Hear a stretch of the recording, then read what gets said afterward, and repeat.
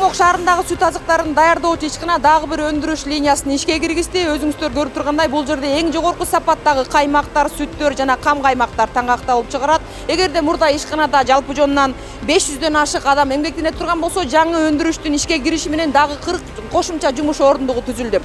Ошондо бул жаңы өндүрүш күнүнө 30 тоннага чукул сүттү таңактап чыгарууга кубаттуулукта иштеп жатат. Расмий маалыматтарга ылайык, Кыргызстанда 1 жылдык сүт өндүрүү болжол менен 2 миллион тоннага жетет. Быйыл 9 айдын жыйынтыгы боюнча экспортталган сүт азыктары жалпысынан 26 000 тоннаны түздү.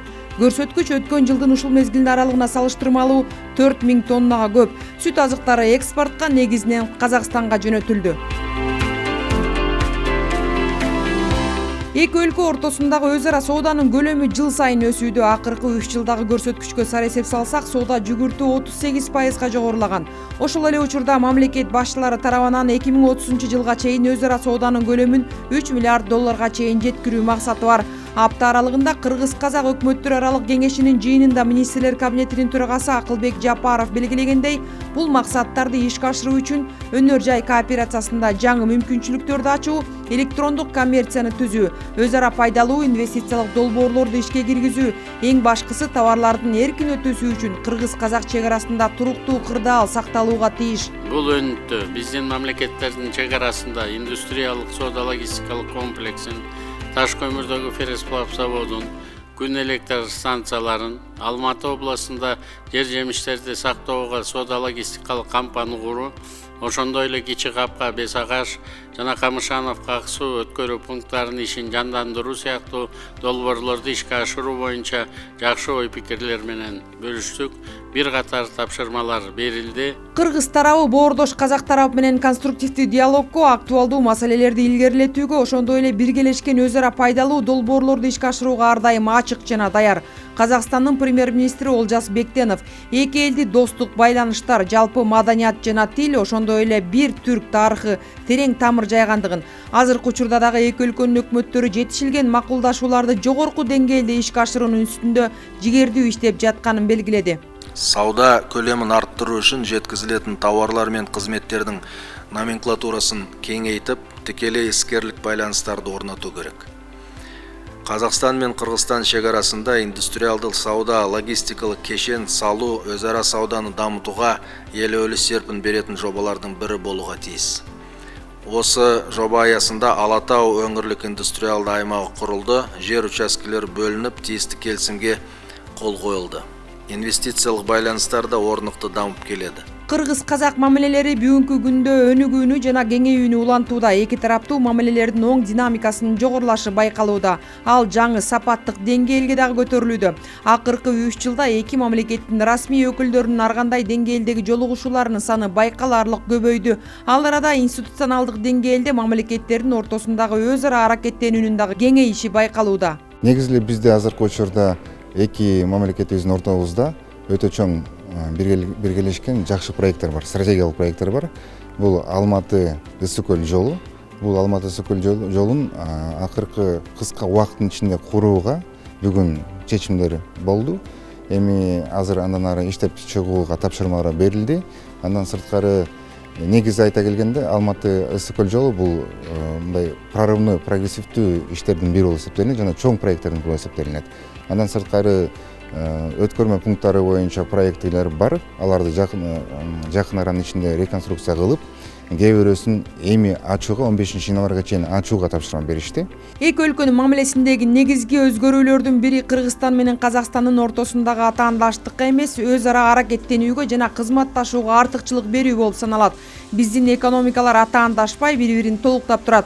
Натыйжада быйылкы жылы экономикалык байланыштардын бир кыйла активдешүүсү байкалып, өз ара сооданын көлөмү өсүп, товарлардын ассортименти дагы кеңейүүдө. Инвестициянын көлөмү көбөйдү, бул өлкөнүн экономикасынын өнүгүшүнө жаңы дем берип жатат. Экспортный статьялар барсак, бул сельхозпродукция болуп эсептелинет. Мындан сырткары импорттук көлөмдөрдү карасак, сельхозтөрү анан нефтепродукт болуп эсептелинет. 2024 жылдын январь-сентябрь месяцин карасак, азыркы учурда мына жалпы товар жүгүтүү 984 миллион доллар тегере болду. Бүгүнкү күндө Казакстан Кыргызстандын алдыңкы соода экономикалык өнөктөштөрүнүн бири болуп саналат. Кыргыз-казак экономикалык мамилелеринин эң маанилүү артыкчылыктары болуп жалпы чек аранын калыптанып калган транспорттук инфраструктуранын ошондой эле эки элдин бир туугандык мамилесинин болушу саналат. Өлкөлөр соода экономикалык жана инвестициялык чөйрөлөрдө стратегиялык өнөктөштөр болуп келет. Бүгүнкү күндө Кыргызстанда казак капиталынын катышуусу менен 300дөн ашык, Казакстанда кыргыз капиталынын катышуусу менен 250ге жакын биргелешкен ишканалар катталган. Инвестициялык карым-катнаштар жылдан жылга өнүгүп келе жатат. Казакстан Республикасы Кыргызстандагы мындайча айтканда эң негизги 5 ошол чет элдик инвестицияларды тарта турган мамлекеттердин катарына келет. Тагыраак айтып кете турган болсок, 2023 жылы Кыргыз Республикасына жалпысынан 844 миллион АКШ доллар чет элдик түз инвестициялар келсе, анын ичинен 101 миллион доллар ошол Казакстандан келген да. Бул ошол негизги 3 өлкөнү камтыганда. Жогоруда айтылгандарды эске алганда, эки мамлекет башлары сооданы 3 миллиард долларга жеткирүү боюнча тапшырмалары жакынкы келечекте ишке ашат. Мындан тышкары аймактар аралык жана чек ара кызматташуусу жаңы өзгөчөлүктөргө ээ болууда. Транспорт, инфраструктура, өнөр жай кооперациясы айыл чарба тармагында жакшы перспективалар байкалууда. Буга өкмөттөр аралык жыйын алкагында кол коюлган айыл чарба продукциясынын өз ара жеткирүүлөрдү көбөйтүү боюнча жол картасы далил. Айыл чарба товарларын соодасын кеңейтүү бул фермерлердин жана дыйкандардын экономикалык жактан көбүрөөк киреше алып жана экономикалык пайданы көбөйтүүгө жардам берет.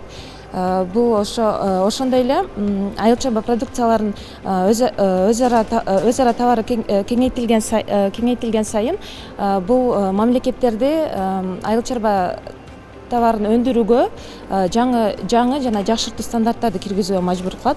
Бул тактап айтканда жергиликтүү айыл чарба продукцияларынын сапатын жакшыртууга жардам берет. Мындан сырткары ишкердик байланыштарды түзүү жана эки өлкөнүн ортосундагы соода экономикалык байланыштарды кеңейтүү мүмкүнчүлүктөрүн талкуулоо үчүн жылына бир жолу атайын форумдар уюштурулуп турат. Анда эки мамлекеттин ишкерлери потенциалдуу долбоорлорду, кызматташтыктын шарттарын жана өз ара пайдалуу жеткирүүлөрдүн жана инвестициялардын варианттарын талкуулашат. В этом году у нас приехало где-то Соода өнөр жай палатасы өтүп бараткан аптада Кыргыз-казак бизнес форумун ийгиликтүү өткөрдү. Ага Казакстан тараптан 20 компания жана Кыргыз тараптан 50 компания катышты. Форумдун башкы натыйжаларынын бири бир катар макулдашууларга кол коюу болду. Бардык маанилүү, келечектүү жана эки тарапка тең пайдалуу долбоорлор эки өлкөнүн президенттери менен өкмөттөрүнүн ортосунда такай талкууланып турат. Ошентип эгемендүүлүк жылдарында эки тараптуу мамилелердин бекем пайдубалы түзүлдү. Бүгүнкү күндө өлкөлөр ортосунда эч кандай аймактык дооматтар, саясий карама-каршылыктар жок. Эки мамлекеттин ортосундагы мамилелердеги актуалдуу маселелер жолугушуулар жана сүйлөшүүлөр аркылуу чечилет. Айжан Омолдошова, Умар Малашев, Ала Тоо 24.